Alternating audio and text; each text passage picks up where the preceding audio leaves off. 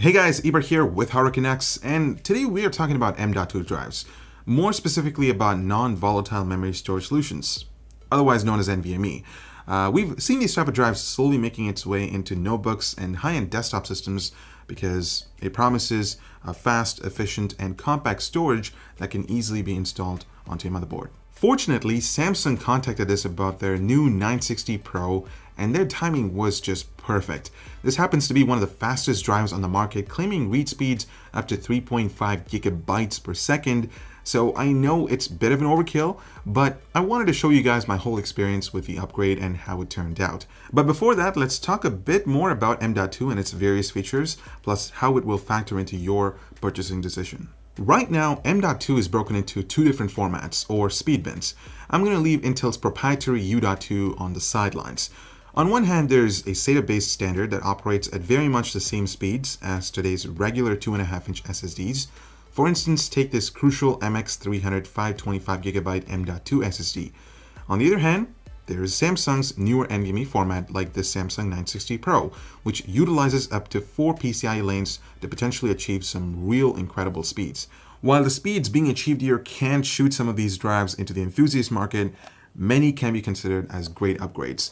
As they become more affordable, people with older systems can use a SATA or NVMe-based M.2 SSD to boost system responsiveness. Technically, they could clone their existing Windows installation to the new drive and then use their older, slower spinning hard drives as a secondary storage platform. I think this would be a better option though, because higher capacity SSDs are still expensive, so these drives are still not going anywhere. The beauty of this upgrade path is that your motherboard doesn't even need an M.2 slot for compatibility, provided you buy the right components.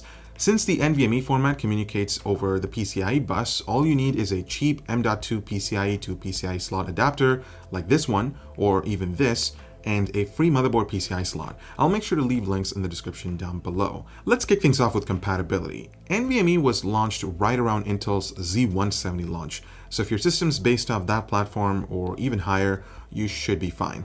This includes X99, X299, some AMD AM3 motherboards, and a few FM2 Plus boards as well. Just make sure to check your motherboard's manufacturer website first. Older motherboards in the Z97 generation and earlier will require that adapter that I spoke about a little while ago, and of course a free PCI slot.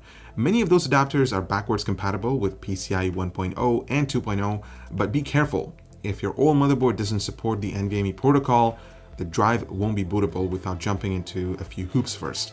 I'll leave that guide for another video, so stay tuned for that.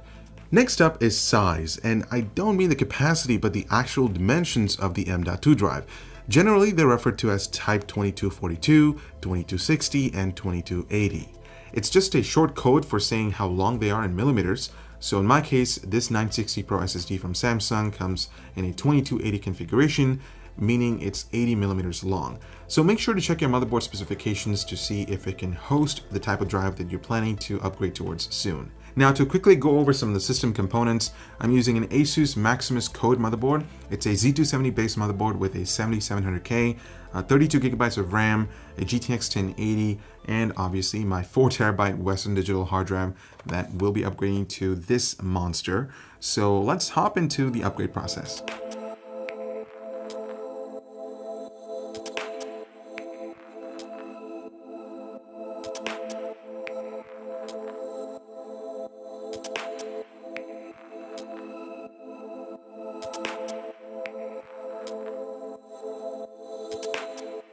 Okay guys, so we finally have our system ready for the cloning process, and the reason why I chose that over going with a fresh install of Windows is because I have my benchmarks or my benchmarking programs and my game library installed on the spinning drive, so cloning was the easiest way to transfer my existing files to the SSD. Now the first thing you want to do is head over to Samsung's official 960 Pro website and download the NVMe driver. Once you complete that process, the system will reboot and you can head over to the Device Manager tab to check and see if the driver is properly installed.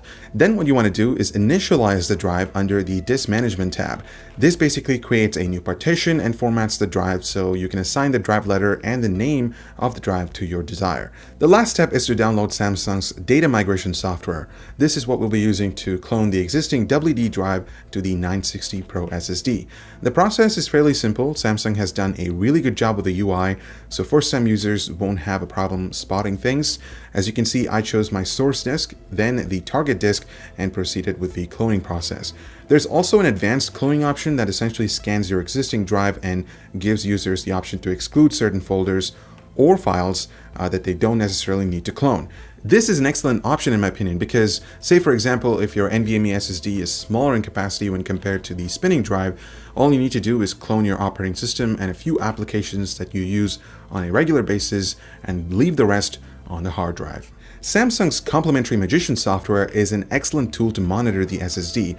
The user is greeted with a visual indication for the drive's health status, and you can also update the firmware as well as check the interface type that it's running on. There's also a quick performance test to check read and write speeds, a few more optimizations to increase the longevity of the drive, and finally secure erase, which is an excellent tool to utilize if you end up passing the SSD to someone else. Okay, so let's talk performance. And how did the drive do? Well, all I can say is that it's incredibly fast. I mean, check out this boot time comparing the old spinning drive to the 960 Pro SSD. The WD drive took well over 4 minutes to load up to the desktop, while the NVMe SSD took a little less than 50 seconds to complete that task.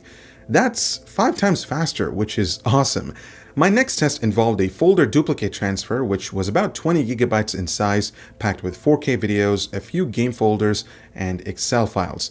The results do speak for themselves. The 960 Pro just blows the doors off the WD drive. 5 minutes versus 50 seconds, guys. Isn't that just amazing?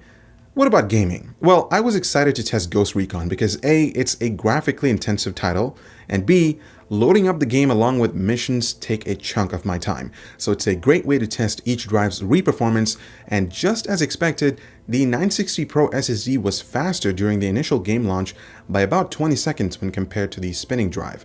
Loading up a mission took roughly 18 seconds on the 960 Pro SSD and 40 on the WD Blue drive. Quite a difference right there. Now, don't expect to achieve higher frame rates when upgrading to the NVMe SSD because you genuinely won't be able to do that. In fact, I did a recent video comparing the gaming performance on different types of drives, so if you're interested, I'll leave a link in the description down below. Now, if you're a creative professional, upgrading to the 960 Pro SSD might be money well spent. Here's why. I did a quick test loading up a Photoshop project that I worked on recently, and the WD drive took a little over a minute to complete that task. The 960 Pro, on the other hand, took just 10 seconds to get to my work. That's a lot of time saved, and if you are constantly working on client projects that requires deadlines, then I can guarantee you this drive will definitely improve your workflow. Same story goes for Premiere Pro users. This drive just blazes through loading up projects, and I can't wait to get another one for my main workstation PC. So overall, I'm really happy with my upgrade to the 960 Pro SSD from Samsung. I mean, just getting this kind of performance in a compact form factor is incredible. This drive is definitely one of the fastest that you can find in the market if you're really crazy about read and write performance. And of course, the benchmarks do show for themselves. If you're a creative professional, this would be an excellent upgrade. If you're a gamer and if you really don't want to wait for longer load times, this is an upgrade. It's a worthy upgrade in my opinion. I want to hear your thoughts on the 960 Pro SSD from Samsung. Do you think you would consider this as an upgrade for your existing PCs? Let us know in the comments down below. I'm Ibra with HurricaneX. Huge shout out to Samsung for sponsoring this video. Make sure to subscribe for more similar content featuring the 960 Pro SSD, and we'll see you in the next one.